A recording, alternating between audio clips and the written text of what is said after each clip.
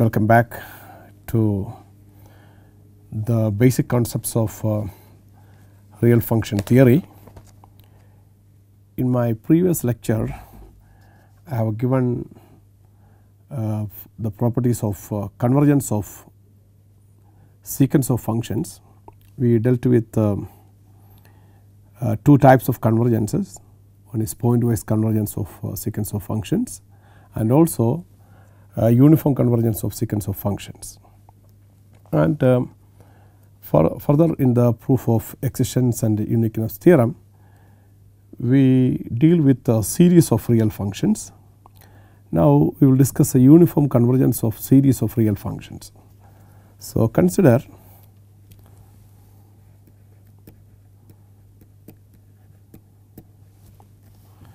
the infinite series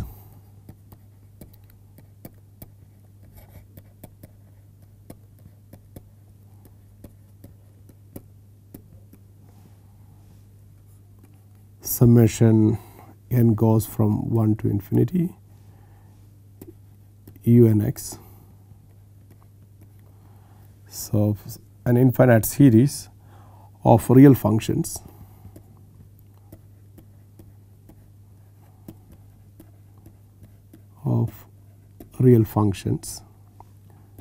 uns, each of which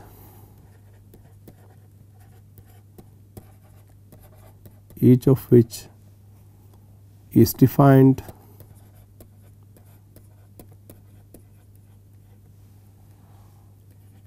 on some real interval, say a b.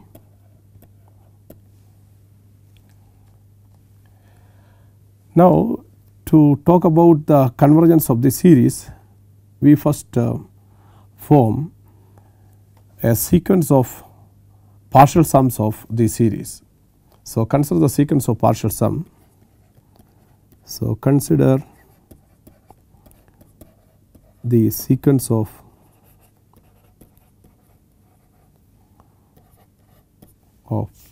partial sums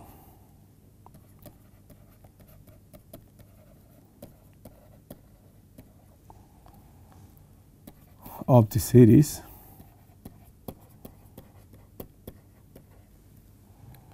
call it F1 is U1, F2 is sum of U1 and U2, and so on. Fn is U1 plus U2 plus etc. plus Un. So, that is summation I goes from 1 to n ui. Now, we define definition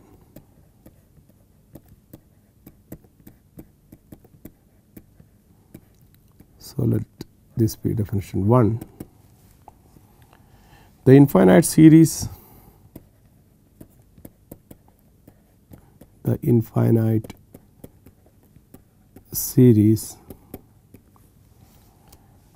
summation un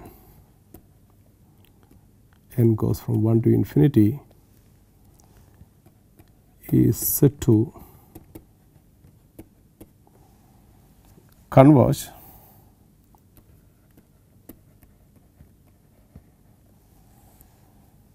uniformly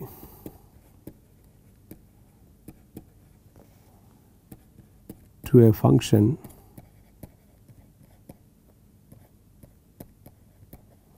say f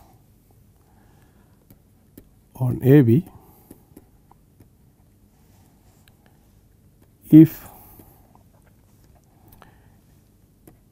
it's a sequence of partial sums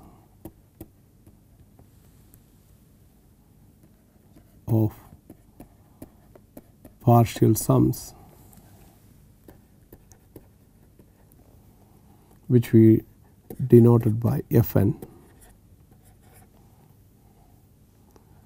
converges uniformly to f on the interval a b.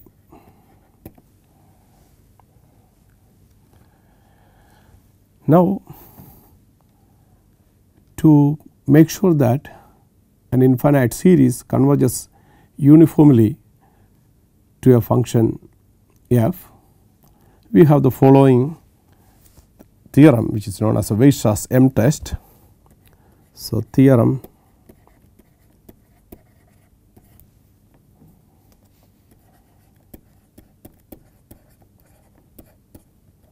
Weierstrass M test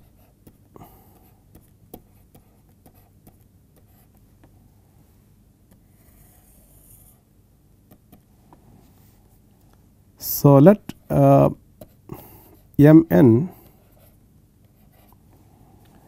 be a sequence of positive constants, be a sequence of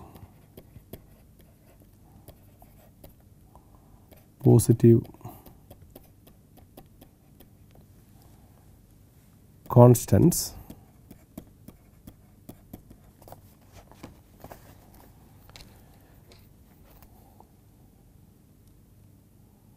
such that the series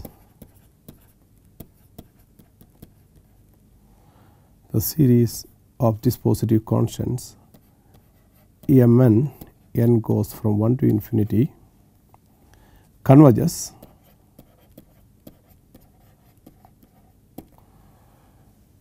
to some number. Now, let the series of functions un, n goes from 1 to infinity, be a series of functions such that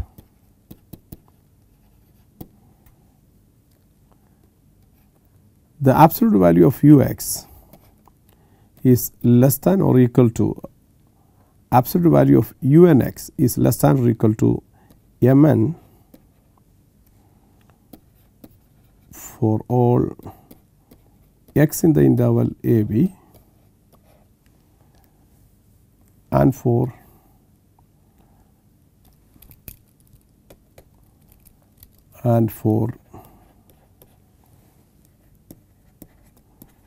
all n is equal to 1, 2, 3, etc. Then the conclusion is, then Weierstrass M test says, then the series of functions, then the series un, n goes from 1 to infinity, converges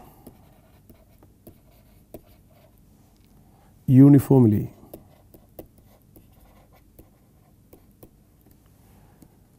on the interval a b.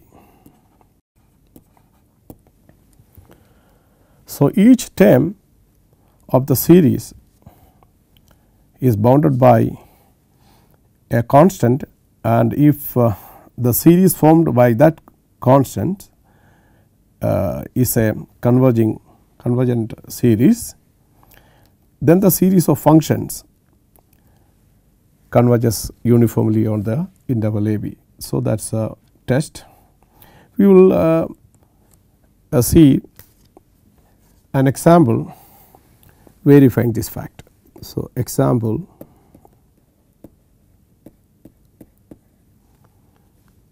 say example 1. So, consider a series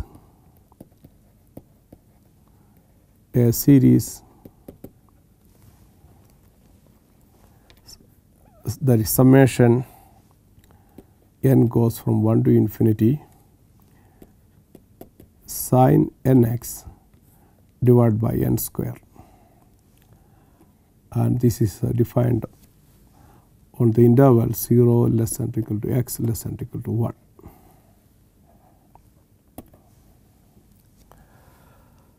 So, now the sequence of numbers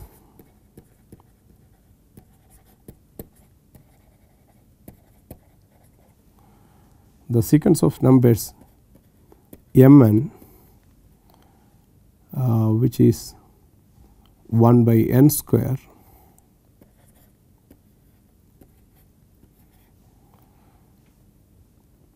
the sequence of numbers is convergent. So, we know that summation 1 by n square, n goes from 1 to infinity, is a convergent series.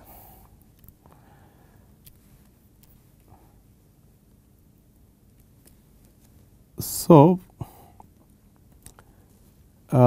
if you consider u n x, which is by definition sin n x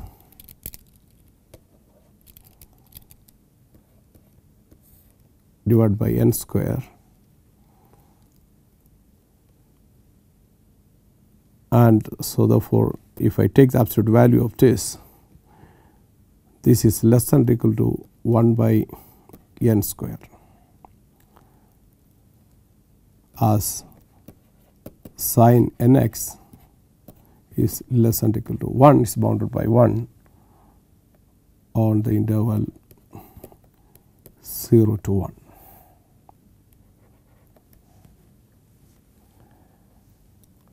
And this is also true for n is equal to 1, 2, 3, etc.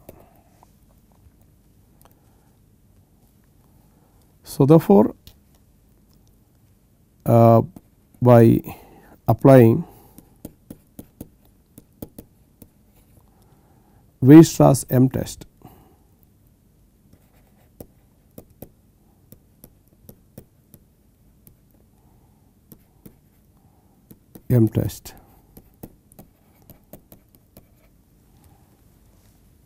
with the mn is equal to 1 by n square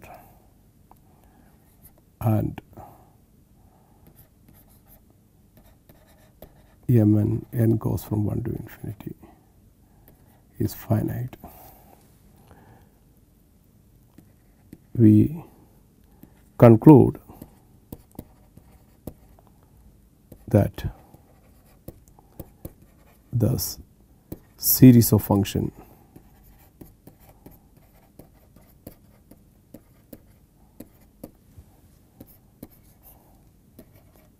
sin n x divided by n square for n goes from 1 to infinity, the series of function converges uniformly on the given interval 0, 1.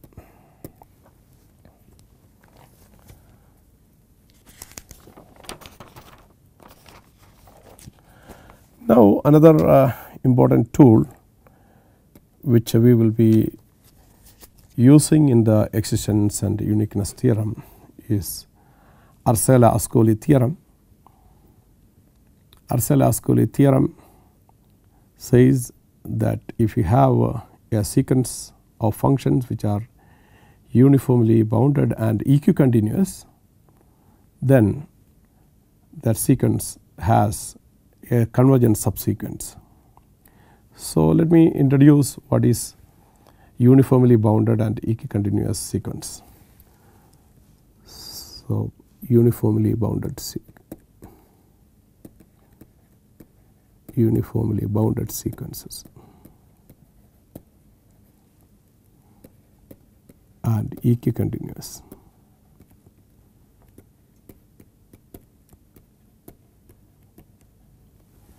Uniformly bounded and equicontinuous.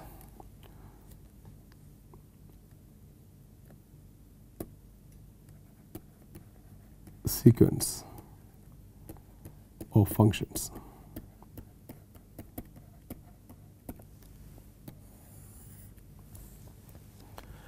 So, my definition is,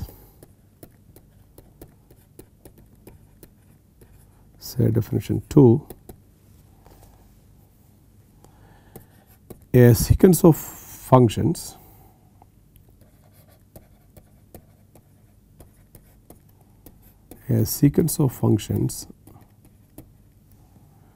say Fn defined on an interval AB is said to be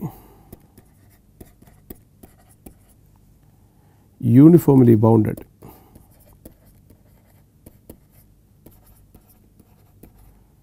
A sequence of function Fn defined on AB is said to be uniformly bounded if there exists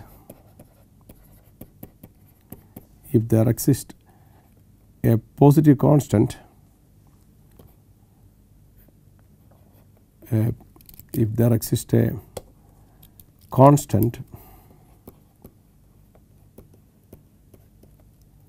call it m greater than 0, such that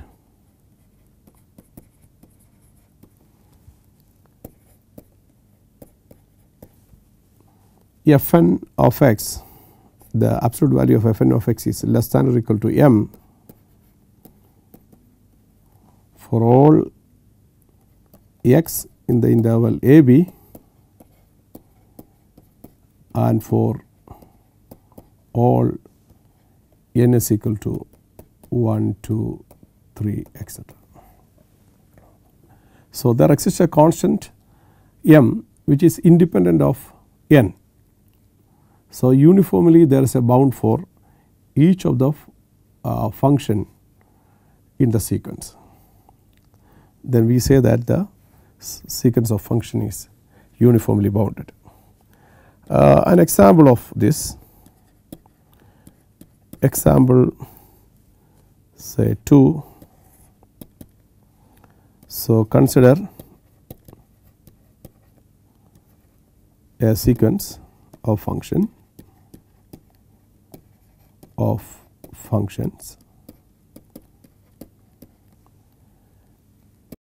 Fn defined by say Fnx is equal to sin nx, Fn is equal to sin nx, where x is varying in the interval 0 to 2 pi and n is equal to 1, 2, 3, etc. is a sequence of functions. So, as absolute value of Fnx, which is the absolute value of sin nx, which is less than or equal to 1 on the interval 0 2 pi, okay, and for all n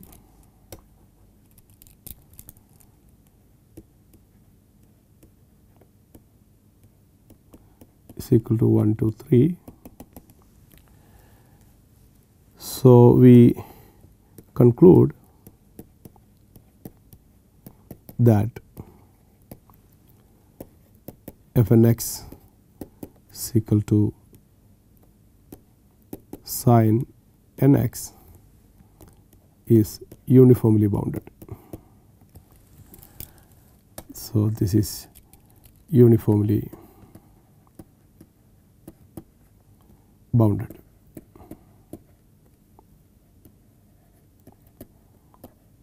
On the given interval 0 to 2 pi. Now, we define what is known as equicontinuity of a sequence of function. So, definition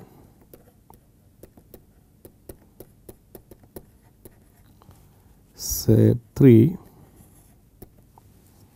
a sequence of functions a sequence of functions Fn defined on a sequence of function Fn defined on an interval AB, defined on an interval AB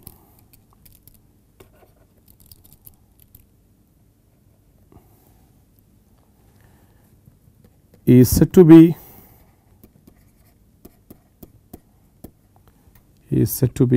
equicontinuous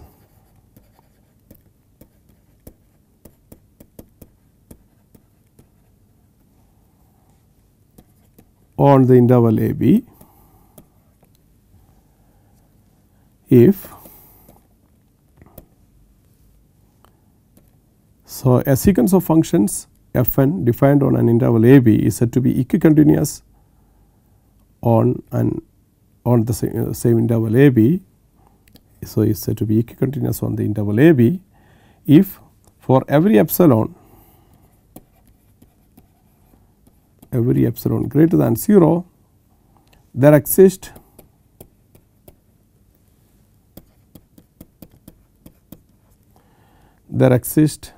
a delta. That delta is a function of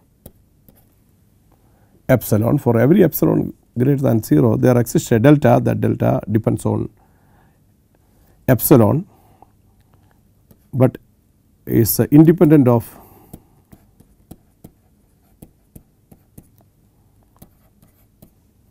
n. So, it does not matter from which function n it is coming. So, independent of n such that the absolute value of Fnx minus Fny is less than epsilon whenever absolute value of x minus y is less than delta. See, a sequence of function Fn defined on an interval AB is said to be equicontinuous if for every epsilon greater than 0 there exists a delta. So, we should be able to find a delta which is independent of n, does not matter from which which function Fn it is coming. So, such that Fnx minus Fny is less than epsilon whenever x minus y is less than this delta. So, the equicontinuity is a continuity in the uniform sense for all n. So, note that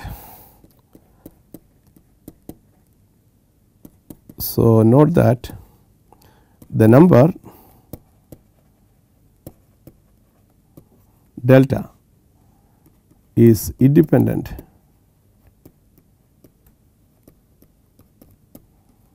of the choice of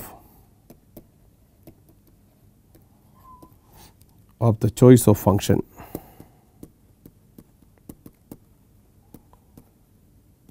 From the sequence.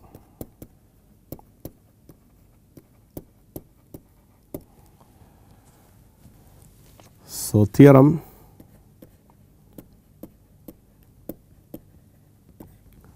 known as Arcela-Ascoli theorem, theorem number 2. So, it states that let Fn be a sequence of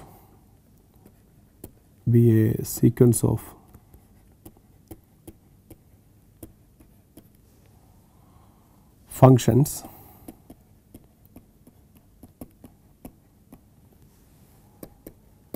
in the set of all continuous functions defined on the interval AB. So, let Fn be a sequence of functions in the space CAB. CAB is the space of all continuous functions defined on AB.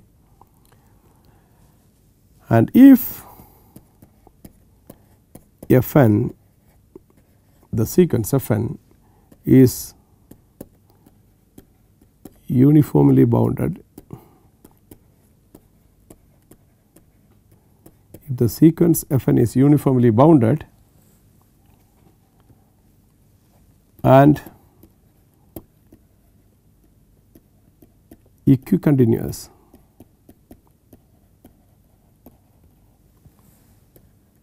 on the interval a b, then the conclusion of the theorem is then there is a uniformly convergent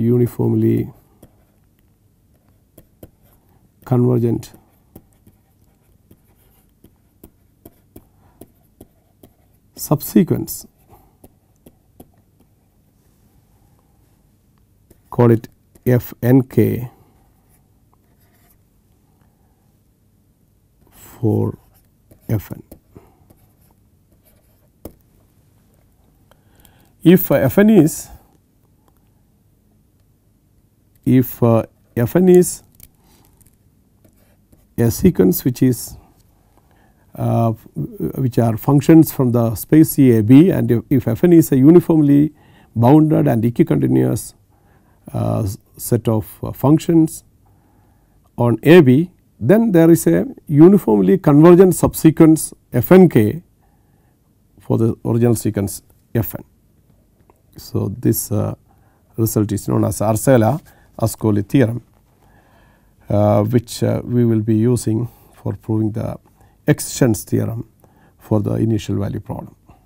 For the proof, one may refer to any standard book on analysis, or it is also given in Coddington and Levinson. Refer Coddington and Levinson.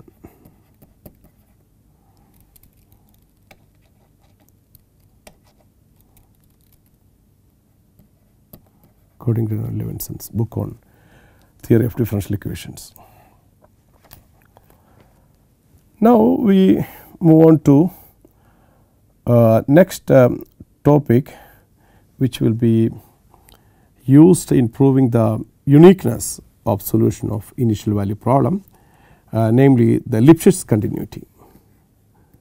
So, Lipschitz continuity.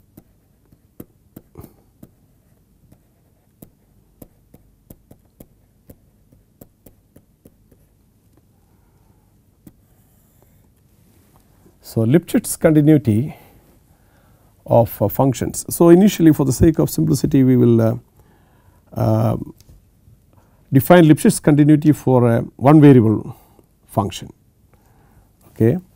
So, definition.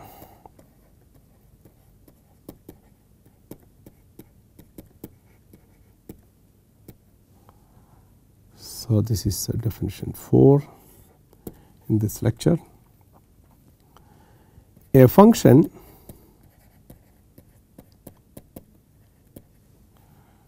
f from R to R, a real valued function from the real from the domain as a real space is said to be Lipschitz, is said to be Lipschitz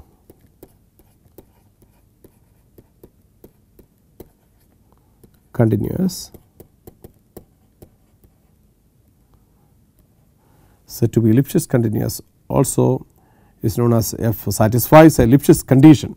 Okay, we refer to this notion as Lipschitz continuity.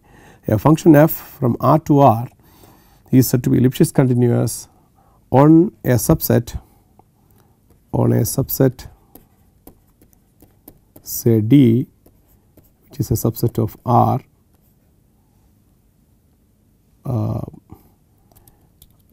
if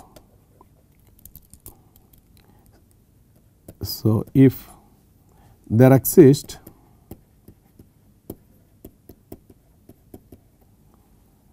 a constant, call it alpha strictly positive, such that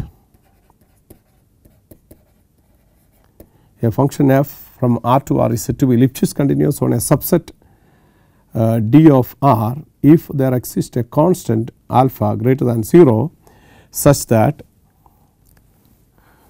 the absolute value of f of x minus f of y is less than or equal to alpha times x minus y for all x y in the subset D of R. So, in this case, so we now call the constant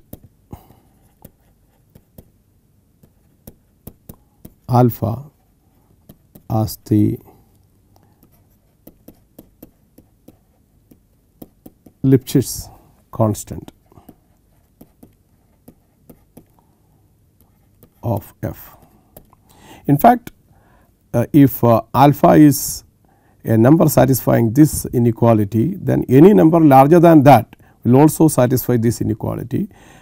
We take alpha the least upper bound of all such alphas, and so that alpha we call as a Lipschitz constant. The least number which is the smallest number which is satisfying this inequality is known as a Lipschitz constant of f.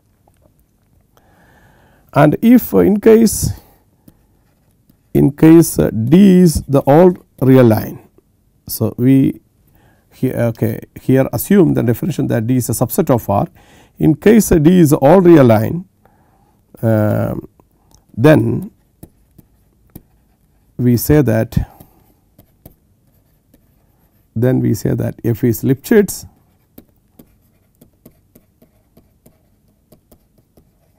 globally. So, then f is globally Lipschitz continuous. Otherwise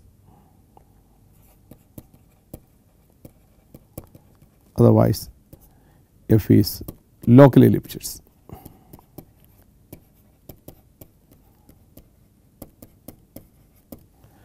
So, if the condition is true, is satisfied in the whole space, then the Lipschitz continuity is a global Lipschitz continuity, or if it is restricted to a subset of the real line, then it is a local Lipschitz continuity. Now, we take a few examples showing the Lipschitz continuity. So, let us take examples. So, example call it 4. So, consider a function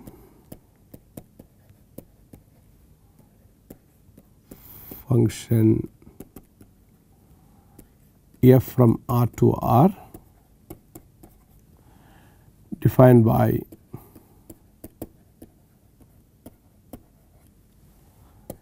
f of x is equal to 2x plus 3.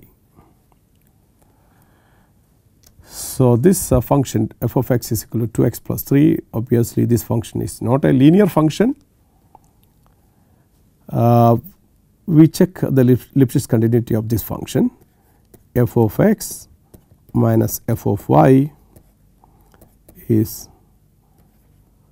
2x plus 3 minus 2y plus 3. So, if we take the absolute value, so this is less than or equal to 2 times or equal to 2 times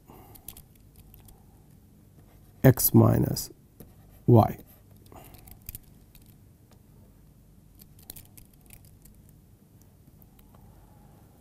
So, this implies that this is true for all x and y in R. So, f x is equal to 2x plus 3 is globally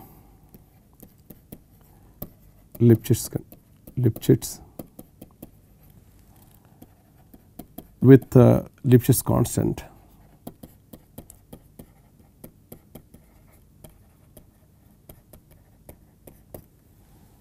alpha is given by 2. Now consider another example. So example 5. So define or consider a function,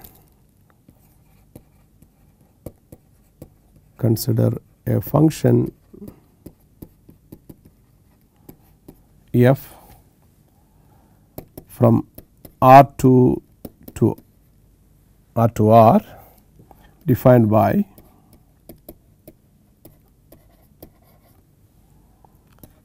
f of x is equal to x square.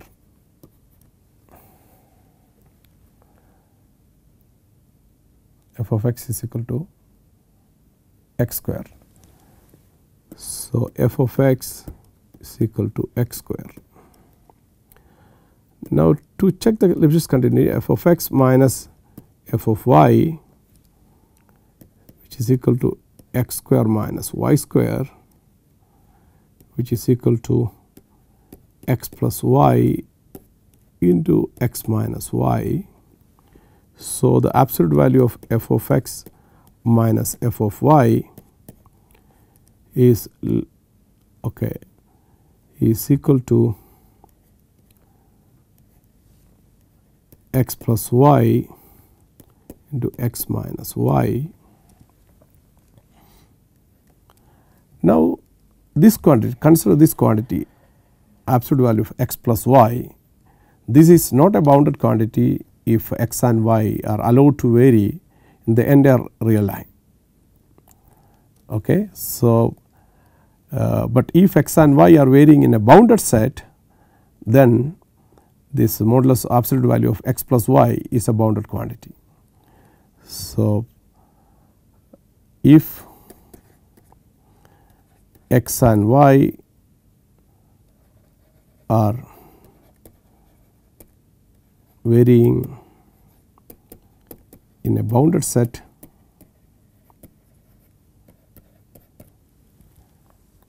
say x is less than or equal to a and y is less than or equal to b.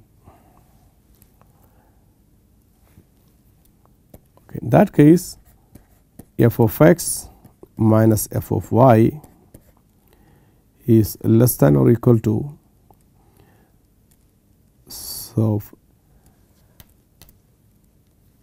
this value x plus y could be alpha times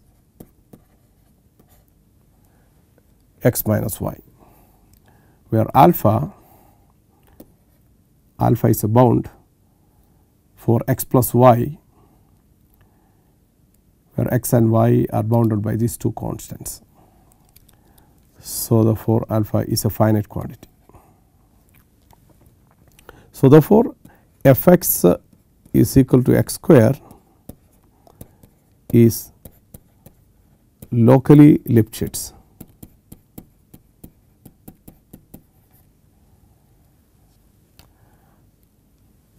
So if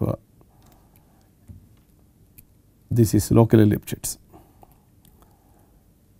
So if x and y are varying from, if for example, if x is if f is defined from a set minus a to a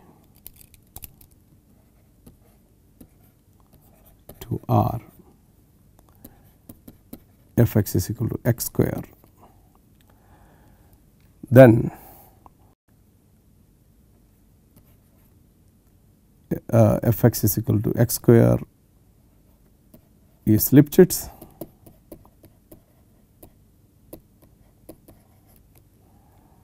with alpha is equal to 2a, where x can take maximum value up to a, and x varies from minus a to a, and y is also varying from minus a to a.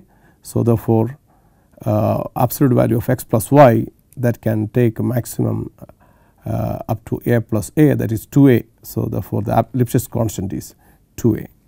So, therefore, f x is equal to x square is locally Lipschitz on a domain say D, which is set of all x such that x is less than or equal to a,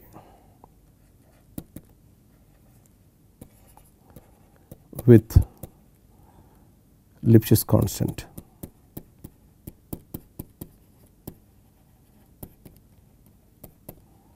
alpha is equal to 2a.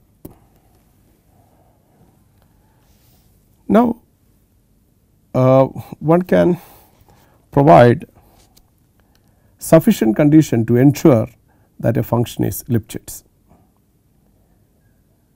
See, sufficient condition to ensure that a function is Lipschitz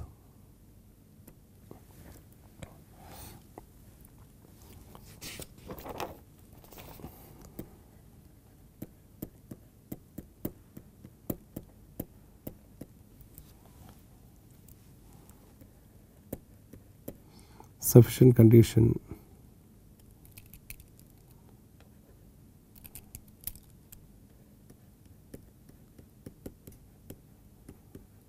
to guarantee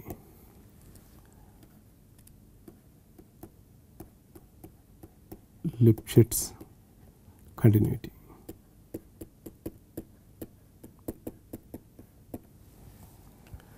So, I state in the form of a theorem. So, theorem 3, suppose that f is a function from D, which is a subset of R, and mapping to R is differentiable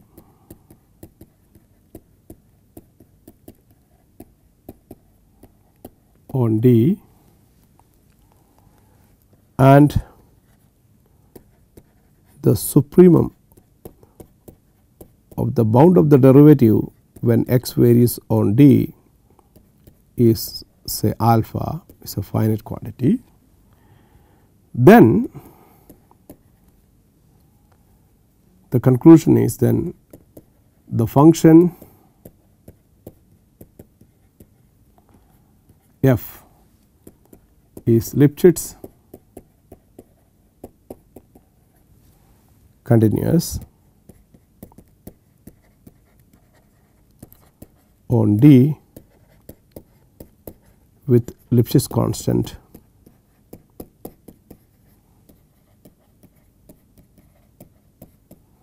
alpha, Lipschitz constant alpha. The proof is very simple, just by using the mean value theorem. By the mean value theorem,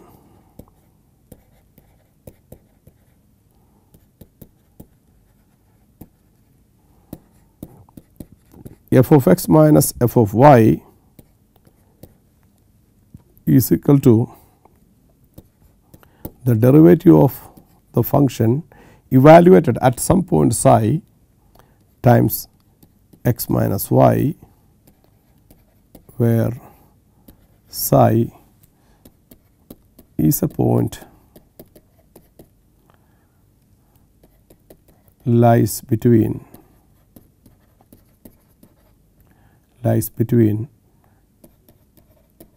x and y. So, therefore, this implies that the absolute value of f x minus f y, which is less than or equal to sup of f prime psi into x minus y. and this quantity is our alpha. By hypothesis, this is a this soup exists and is bounded by alpha. So, therefore, this is less than or equal to alpha times x minus y for all x y in the domain D. And if D happens to be the all real line, then the Lipschitz continuity we obtain is a global Lipschitz continuity. So, global Lipschitz continuity can also be given in terms of the bound of the derivative. If the derivative of a function is a slope of a function is bounded globally, then the function is Lipschitz continuous globally. If the slope is or the derivative is bounded on a bounded set, then the function is Lipschitz continuous on that bounded set. And we note that the condition in this theorem is just as sufficient. So, we note that condition in the theorem is just sufficient.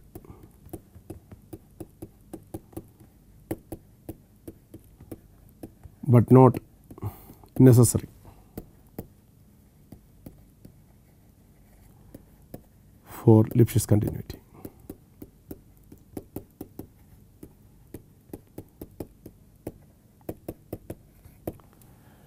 So, that means we can produce example where a function is Lipschitz continuous, at the same time the conditions of the theorem is violated.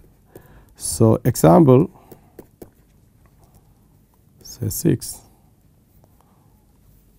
So, we take a function f x is equal to mod x, and f is defined from R to R. So, obviously f x minus f y is mod x minus mod y. If we take the absolute value f of x minus f of y, which is absolute value of mod x minus mod y. So, it can be shown easily that this is less than or equal to absolute value of x minus y for all x y in R. So, what does it say? So, this implies that f x is equal to mod x is Lipschitz continuous with the Lipschitz constant alpha as 1. However,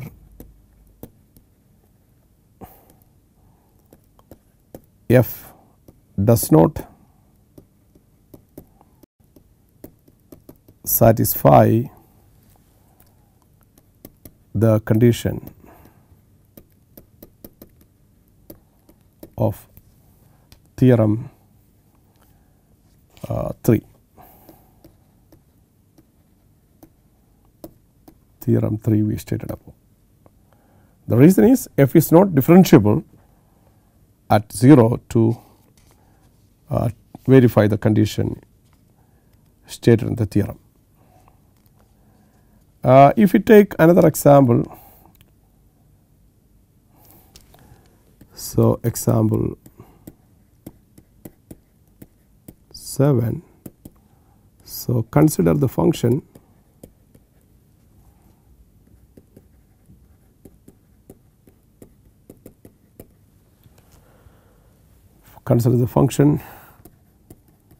f x is equal to sin x.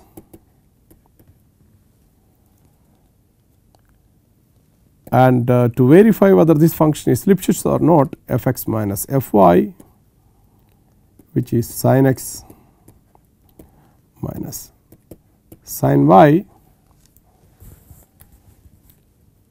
and if I want to take and I want to show if it is, if f is Lipschitz, then there exists a constant alpha such that is less than or equal to that constant alpha times absolute value of x minus y. So, how to show this? It is not that straightforward, provided if you use some trigonometric identities you may be able to, but if you just apply the theorem 3, the sufficient condition for Lipschitz continuity, that ensures that the function f x is equal to sin x is Lipschitz continuous. So, how? Because f prime x is cos x and it is bounded. So, cos x is bounded by 1 for all x. So, therefore, by theorem 3 there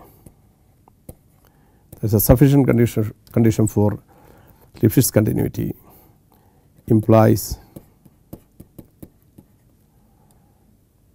f x is equal to sin x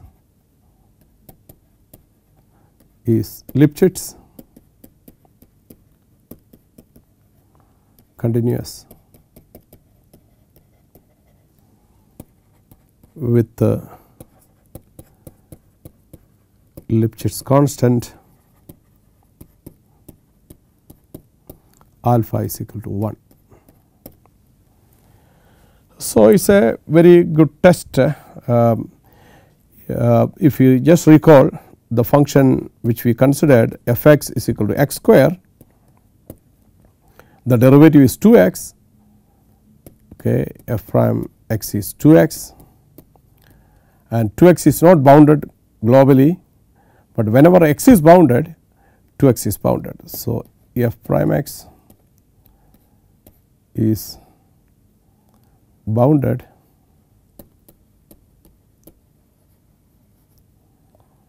so whenever x is bounded. So, in a bounded domain f x is equal to x square is Lipschitz, or that is locally Lipschitz. And if you look at the function f x is equal to sin x, f x is equal to sin x is globally Lipschitz, f x is equal to x square is not globally Lipschitz, okay, but it is locally Lipschitz. So, not globally Lipschitz.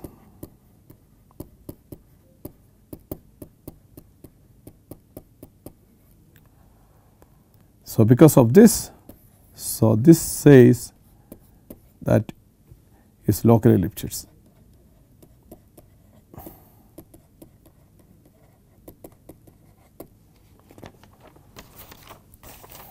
Now, we require this Lipschitz condition for functions of 2 variables that we will deal with in the next session.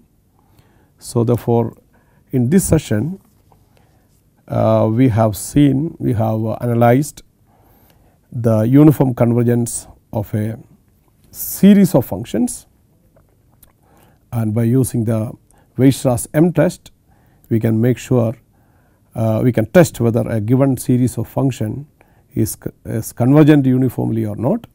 And also we have defined what is equicontinuous function and uniformly bounded functions of a sequence of functions.